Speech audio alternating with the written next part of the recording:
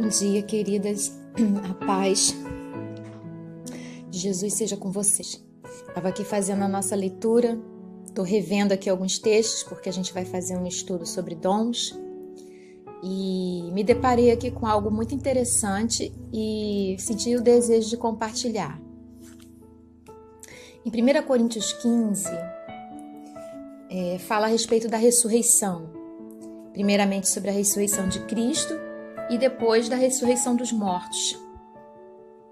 E Paulo falou uma coisa muito interessante para aqueles irmãos, porque apesar deles terem crido nessa verdade, por algum motivo, eles estavam passando a não crer mais nisso, não crer mais que Cristo havia ressuscitado e que os mortos iriam ressuscitar. E aí Paulo fala algo muito interessante, que está aqui no capítulo 15, versículo 32. Ele diz assim: "E se não haverá ressurreição dos mortos, de que me adiantou ter lutado contra feras?" Isto é, aquela gente em Éfeso. Éfeso é uma cidade onde Paulo levou a mensagem do Evangelho, a pregação, e ele se refere às lutas que ele passou lá por conta disso, né, como se fosse uma luta contra feras. "Se não há ressurreição, comamos e bebamos, porque amanhã morreremos. Não se deixem enganar pelos que dizem essas coisas, pois as más companhias corrompem os bons costumes e o bom caráter. Pensem bem sobre o que é certo e parem de pecar, pois para sua vergonha eu lhes digo que alguns de vocês não têm o menor conhecimento a respeito de Deus." Então, Paulo, ele repreende esses irmãos porque eles estavam sendo corrompidos na sua fé. Passaram de crer na mensagem central do Evangelho, que é a respeito da vida eterna. Apesar da gente saber que muitas pessoas hoje têm buscado Jesus, não pensando na eternidade, pensando na solução dos seus problemas, né? Por isso que muitas pessoas começam a caminhar e quando as coisas começam a se endireitar na vida delas, elas dão as costas para Jesus. A Bíblia, inclusive, é cheia de relatos assim, de pessoas que eram curadas e não voltavam e não seguiam Jesus. Enfim, o ser humano quer o Senhor para atender suas necessidades, mas é preciso entender que Jesus é o único caminho que leva a Deus e que a nossa vida nessa terra, ela é apenas uma passagem. Então a gente precisa entender por que eu sigo Jesus. Eu sigo Jesus porque quem mais tem palavras de vida eterna, como disse Pedro. Nós devemos buscar a Jesus por causa da morte. A morte é o inimigo, o maior inimigo que nós temos. Você pode pensar que o seu maior inimigo é a sua guerra em casa? O seu maior inimigo é o desemprego, a falta de dinheiro? O seu maior inimigo é uma enfermidade? Não, o seu maior inimigo é a morte. E Cristo venceu a morte. E aqueles que estiverem com Ele em Cristo também vencerão a morte. Essa deve ser a maior esperança de todo cristão.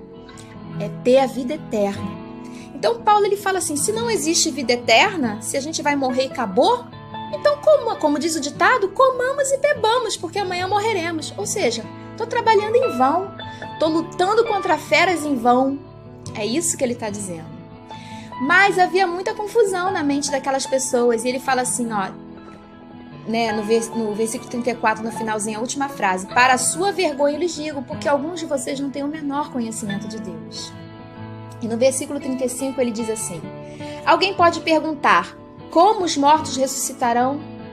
Que tipo de corpo terão?" Aí ele diz assim, que pergunta tola. Ele diz que quem faz essa pergunta no seu coração está fazendo uma pergunta tola. E ele dá um exemplo, queridos, foi isso aqui que eu fiquei maravilhada. Ele dá um exemplo científico para explicar algo que para nós é sobrenatural. Ele diz assim: A semente só cresce, se transforma em uma planta depois que ela morre. Vocês sabiam disso? Que quando você planta uma semente na terra, para que aquela semente germine, ela precisa morrer? Ela precisa ter a casca dela quebrada para que aquilo que está ali dentro gere vida e se torne uma grande árvore? Gente, que coisa espetacular! Isso é um milagre. Mas por que nós não consideramos um milagre? Porque estamos acostumados a ver. Precisamos aprender a ver milagre em todas as coisas. A vida é um milagre. Ele continua no versículo 37. E aquilo que se coloca no solo não é a planta que crescerá, mas apenas uma semente de trigo ou de alguma outra planta. Então Deus lhe dará um novo corpo, como Ele quer. Um tipo diferente de planta cresce de cada tipo de semente. Da mesma forma, há vários tipos de carne. O tipo dos seres humanos, os dos animais, dos peixes e das aves. Também há corpos celestes e corpos terrestres. E também a glória dos corpos celestes é diferente da glória do corpo terrestre. Então ele usa, algo que é comum, mas que não deixa de ser um milagre. E eu fiquei pensando, de fato, é um milagre. Como pode uma semente, às vezes, do tamanho de um grão de arroz, se tornar uma árvore enorme? E aqui Paulo está deixando para aquelas pessoas que estavam começando a se corromper, e acredito que estavam se corrompendo por causa das más companhias.